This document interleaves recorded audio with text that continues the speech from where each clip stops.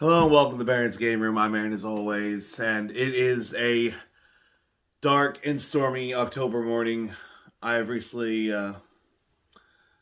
come into a huge sum of money, and it is a beautiful day. Yes, my late great dear Aunt Agatha unfortunately has passed, but I have become her most recent inheritor. Well, technically I wasn't the inheritor originally. Technically she left the money to her fiance, but well, then he had a little accident going on the stairs, so then it went to her best friend Edith. But well, then she had that incident with the chandelier. But then it actually went to her pet cat. But the fireplace.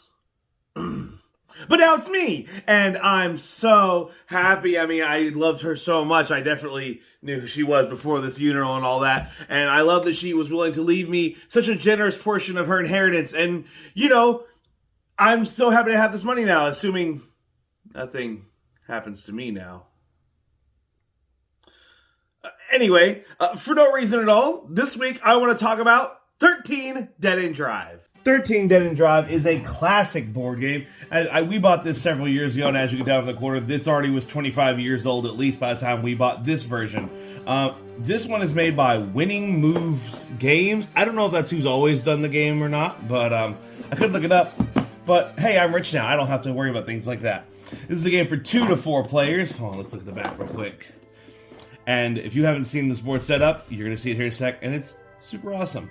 Yes, in this game, you are going to be controlling several possible inheritors to Aunt Agatha's fortune. A total coincidence to my aunt, of course. With the point of the game being to either escape from the house while your picture's up on the fireplace, or be the one whose picture is up there when the detective reaches the front door. Let's get this open. We're gonna have to build some stuff, guys.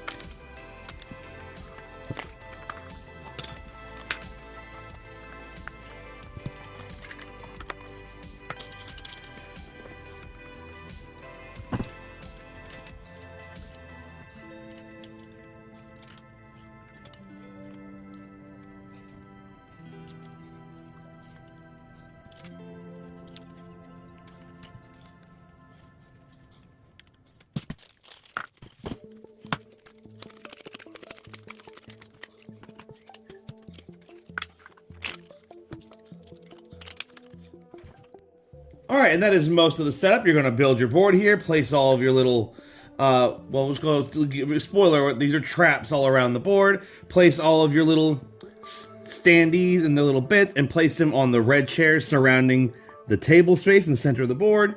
Shuffle up that deck with the little body outline in the back. Make sure you put Aunt Agatha at the bottom of the deck, and then slide it into the little portrait frame. Shuffle up the one with the little dark, scary house on it, put it off to the side. And then lastly here, we're going to end up shuffling the ones that have 13 Dead End Drive, then dealing these out evenly to the players depending on player count. For a 3 and 4 player game, you'll simply deal all of these out. For a 2-player game, you deal each player 5 of these cards and then set 2 off to the side. Now, going over the 3 types of cards in the game real quick and what's going on. These ones that you're going to get dealt to you, these show which characters are basically your win conditions. So if you are dealt these 3 cards in a 4-player game, then these are the 3 characters that you want to win the money. If either one of these 3 characters successfully inherits Aunt Agatha's fortune, then you win the game. If any other character does, then you lose the game. And if all of these characters get eliminated through some unfortunate accidents, you are eliminated from the game. This deck right here, oh no! This stick right here will be drawn throughout the game anytime a player steps on one of these skull and crossbone spaces around the board. This has ways to trigger the traps throughout the game, or it has what moves up the detective. You might be able to see him down here, hopefully. I can't move it enough. Anyway, down here in this bottom corner, there's a detective piece that starts on a little spot, literally marks a spot marked start on the sidewalk. And every time a detective card is drawn from the deck, you simply show everyone and place it down, and then he moves up one space on the board. If the detective makes his way all the way up to the porch here that says game over, that'll trigger one of the ends of the game. The other ways to end the game are to have a player escape out the front door to the front porch there. That'll trigger the game. And then lastly, the way to end the game is just if only one player is left with any surviving characters. If every other player has had all their characters eliminated and I'm the only person left that has even just the old gardener here, then I win. So, in this game, on your turn, you're going to roll both of these red dice here. These are not your normal D6. They only go from 2 to 5. You're going to roll both of these dice, and then, oh, there's something special right there. We already rolled a double. We'll go over that here in a sec. Sorry. Actually, the very start of the scene, what you're going to do before anything goes, you're going to take Aunt Agatha out of the portrait here and set her face down over on the little sofa area off to the side here. You probably can't see it, but there's a little couch area where you can put the bodies as they die. And this will reveal who is the first player looking to inherit Aunt Agatha's fortune. So, at the start of this game, the chef here, Mr. Pierre, is the first person looking to inherit Aunt Agatha's fortune. However, this will certainly be changing a lot throughout the game. Normally, let's ignore the doubles I rolled real quick and let's just go to rolling differently. What you do every turn is you're going to roll both of these dice, and then you're going to move 2 different characters the number of spaces shown on the dice. Exactly. There's no up twos. You must move one of these characters exactly 4 spaces and one of these characters exactly 3 spaces. You cannot move the same character twice, and you cannot ever backtrack onto the same space. You must touch 4 whole new spaces this turn that you didn't touch yet this turn, or 3 or whatever. At the very start of the game, you'll be required to move every player off of these red chairs before you can go back to them. So let's say for the start here on my first turn, maybe I decide to move the chef 1, 2, 3, 4. And then let's say I move, the cat here 1, 2, 3.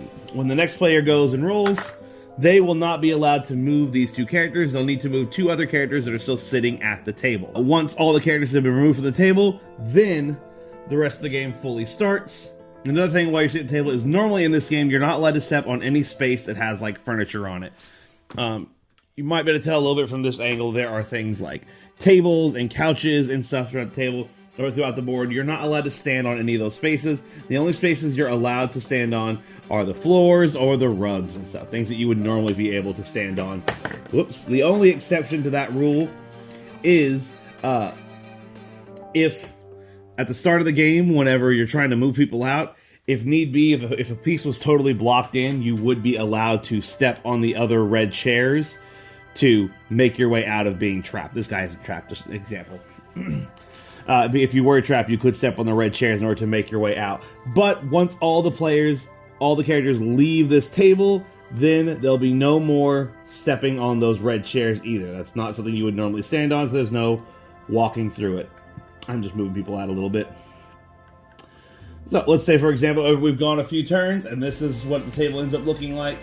Afterwards, everyone's moved a few spaces. Now we can get on with the rest of the game. Before this point, if anyone happens to move their way to one of the skull and crossbones spaces, nothing happens. You could technically land on it right now, but nothing would happen until every player has left the board. Now we can go over how the rest of the game works. Real quick, let's go over what happens when you roll doubles. Anytime you roll doubles, one of 2 things could possibly happen by your choice. So when you roll doubles, the first thing you're allowed to do when you roll doubles is you can change the picture up on the mantle here. So right now it's the chef. Say I roll these double 3s. I can then take the chef's picture here, rotate it to the back of the deck, and reveal the next card, which is now the doctor.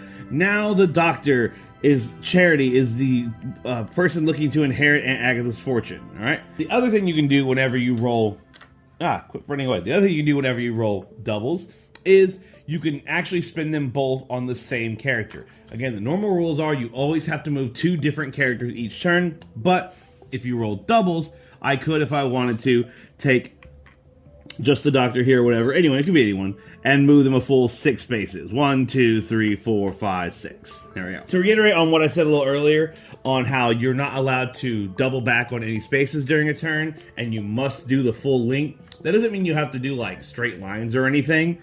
I mean, for example, Clay's here and the Skull and Crossbones is at this spot. If I want to land him there and I roll more than 2, I could do 1, 2, 3, 4. See, it's kind of a back and like a roundabout way to reach it, but it is still allowed to go 1, 2, 3, 4 if I roll a 4 to move him to that spot. You don't have to make the straightest path, you just can't double back on any spaces when you're moving exactly.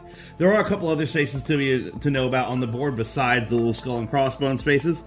In a few spaces around the board, one over here by the bookshelf, one over there by the statue, one in this back corner near the chandelier, one in that back corner near the stairs, and one directly next to the fireplace are trapdoor spaces, secret passageway spaces. There's nothing super special about those other than they are what they sound like. They're ways to get across the board faster. If, for example, I go 1, 2, 3 and step on this secret passageway, I can count 4 and jump across to any other secret passageway. It just counts as moving from one space to the next. You know, if I'm going 1, 2, 3, 4, there we go. Or 1, 2, 3, 4.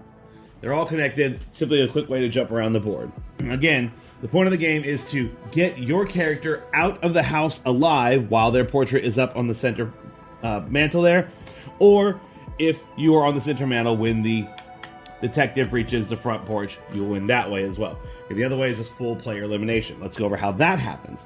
There are 5 of these Skull and Crossbones around the board. There's one right here in front of the statue, one over here by the bookshelf, one under here under this precariously hanging chandelier, one directly in front of the fireplace, and one back in that corner next to these stairs. If on your turn you move a character onto that Skull and Crossbones, what you will immediately do is you will draw one of these cards right here.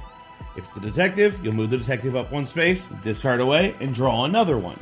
If it is a trap trigger card, this is where you can either tell the truth or you can lie. If it pertains to the trap you have just landed on, in this situation it is, I've moved the chef over to the purple one here by the bookshelf. You can see this card does not have the bookshelf, so I cannot use it to trigger that trap. But if I drew, say, something like a wild here, or a card that did say bookshelf on it, I could immediately play it, if I wasn't already holding it, to trigger this trap. When you trigger the trap, that character officially dies. You can take them, remove them from the board. They are now dead. D-E-D, dead. And the player who had that card is now down 1 character. Now, to be totally clear, I always want to emphasize this very strongly. The characters you were dealt at the start of the game are not the only 3 characters you can control. These are secret, by the way, make sure you don't let anyone see these. You control every character. Any character you want on your turn, you can control. It's just these are the 3 you want to win. You want one of these 3 to inherit the money for you to win. So unfortunately, though, that was one of my characters. That means I now have 1 less character that's gonna help me win this game. But again, I can still control anyone I want. Reset up your trap and move on. However, why would I trigger a trap on my own person? Exactly, I wouldn't. So if I move my character there and I draw this card, I don't have to play it. You can play a trap to trigger it, but you don't have to. So I've moved him there, I draw, and everyone goes, "Oh, did you get the card?" And I go, "No, dang it." This is a great way to, 1, kind of bluff which characters are yours. This game is a deduction. You're trying to figure out who is in charge of each character, who wants each character to win, as well as it is a great way to keep your character safe, because if they are on a trap space, that means no one else can immediately move them off, move them back on. Again, you're not allowed to ever go back to the same space you're on. So if I leave him here, someone else couldn't then go on a later turn, oh, 1, 2, 3, 4, and move him back to it, because that was the space he started on. You can't ever double back. That means if I move him to a spot like this, 1 opponent is going to have to take a turn moving him off, and then another opponent is going to have to take the turn moving him back on to kill him, to trigger a trap on him. So actually, moving your characters to the safe spaces, or to the danger spaces, is actually kind of a safe move. but it's also what you need to do to try and take people out. So again, it's not a direct way to know exactly how players are playing. As you're playing and players get eliminated, let's go back to saying another player unfortunately eliminated my poor Pierre. These up here will constantly be flipping every time doubles happen and all that, so you'll be going through these pretty quick, but inevitably you will have situations where eventually a character who is already eliminated makes their way back to the front. If that ever happens, simply remove this card from the front of the thing and place them over here face down on top of the couch again with Deer and Agatha. The bodies will literally start piling up throughout the game, revealing the next person again. And that really is the whole game. All you're doing is moving your characters around, trying to get to the spots, and trying to keep your characters secret, and just wanting to make sure that your character is up here when either the detective reaches the porch, or if you can manage to race your character out of the front door, which again is harder than it sounds because every player can control every character. So even if the doctor starts making a run for it, every other player can then just drag them back a few more spaces and drag them back a little farther until it's back around to your turn to try and run them out again. So you want to do your best not to make it obvious who your character is and when they're trying to make a break for running out the door. But it also could come down to literally there's just only a couple of people left on the board, and hey, of the 2 people left on the board, maybe that player over there literally controls both of them, so they win the game. And that's the roundabout of it, but hey, I know what you're here for. You're here to look at these kooky, cool, weird traps. So I'm not going to leave you wanting here. Let's show those guys off real quick. Oh, I say, what beautiful architecture. What a magnificent piece of... Oh, God! I hate having to climb and dust on stuff so high up. It's very... Oh, no! Oh dear, my dearest friend, I will miss you so, but thank you so much for leaving me such a generous... Oh, God! 50 years of working here, and this is what I am left with. I deserve so much more than... Oh!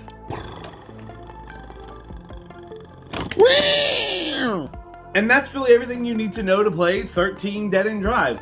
This obviously is an older game that comes back from an era where most board games were all kind of roll and move, and a lot of them had some sort of toyetic gimmick to it, but that doesn't mean those are inherently bad games. It was just a style at the time, and yes, whereas modern games have switched up a lot, and a lot of them have a lot more depth and all that, again, that doesn't mean the old games like this are bad. They're really having a resurgence. Restoration Games is doing a lot of bringing back old games like this, Fireball Island and Key to the Kingdom and all that, and I think they're doing a great job at bringing some of those old games back. I'm a sucker for a good little gimmick and all that. This one, it's great. It's a fun little spooky time. It's a fun little almost Clue-esque situation. Not Clue when you're trying to figure out who did it, because you're all doing it. You're all the ones being crazy little murderers in this one. But it's very Clue-esque in the whole, like, everyone's in a big mansion thing and walking around. Although instead of having just a singular dead body to start, oh no, who killed them, you are going to have just a bloodbath of people falling downstairs and getting crushed by chandeliers and all that. The last game we played had an unfortunate number of people get thrown into that fireplace, and I want to say like at least 5 of the characters got thrown in there. And it's a lot of fun getting to do that. It's a lot of fun triggering the trap. It's a lot of fun playing the bluffing game and trying to hide which characters you are and trying to figure out who's who. I was just on my Sixth Sense level last time we played. I somehow, literally at the start of the game, just jokingly started calling out who had some of the characters before we'd even moved a single person, and I nailed like 2 or 3 of my 4 guesses. It was funny. But yeah, it's a game that easily kids can play and all that. Maybe not to say the littlest of kids, but it's a game that kids can play, but adults can still have a lot of fun with. I have played this with a bunch of 30-year-olds who all had the time of their life playing this game. It is certainly a classic, in my opinion. It is certainly a game that I think all ages can really enjoy. It's going to be pretty obvious what I'm going to give 13 Dead End Drive. The game takes a couple minutes to set up, but you will end up having such a good time playing it. That's really not a negative to it. It's very nostalgic looking for anyone who was around back then. Even for those who aren't, it's still a fun, great art style, a fun, great game with some dark humor involved into it. Guys, 13 Dead End Drive is very obviously, easily Baron approved. Get yours now.